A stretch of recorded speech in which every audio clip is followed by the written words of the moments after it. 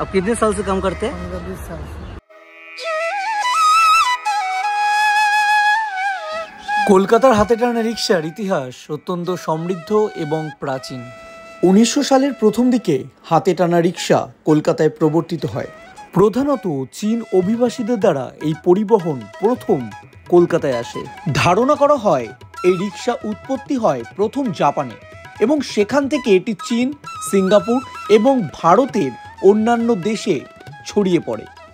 1919 সালে প্রথম কলকাতার রাস্তায় এই হাতে টানা রিক্সা চালু হয়।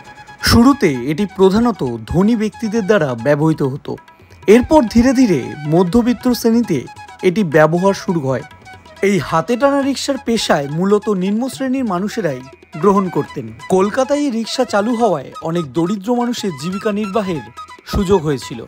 যদিও এটি খুব কষ্টসাধ্য এবং শারীরিকভাবে পরিশ্রমী কাজ, তবে এই কাজের মাধ্যমে রিক্সা চালকেরা কিছু অর্থ উপার্জন করে সংসার চালানোর সুযোগ পেয়েছিলেন।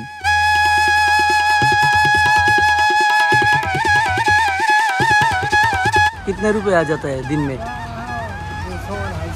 200-250। বর্তমানে আধুনিক পরিবহন ব্যবস্থার কারণে হাতে টানা রিক্সার চাহিদা হ্রাস পেয়েছে। তবে কলকাতার কিছু প্রাচীন এলাকায় এখনও হাতে টানা রিক্সা দেখা যায়, যা শহরের ঐতিহ্যের একটি অংশ হিসেবে টিকে আছে। कितने घर वाले हैं आपके घर में? 7-8 लोग। 7-8 लोग में 200-250 में चल जाता है, गुजारा हो जाता है। বর্তমানে কলকাতা পৌর সংস্থা হাতে টানা রিক্সার সংখ্যা নিয়ন্ত্রণের চেষ্টা করছে এবং বিকল্প জীবিকার জন্য বিভিন্ন পরিকল্পনা গ্রহণ করছে। এই বিষয়ে আপনাদের মতামত কমেন্টসে জানান। কলকাতার হাতে টানা রিক্সা শুধু একটা পরিবহন ব্যবস্থা তা কিন্তু নয়, এটি শহরের ঐতিহ্য এবং ইতিহাসের এক অংশ।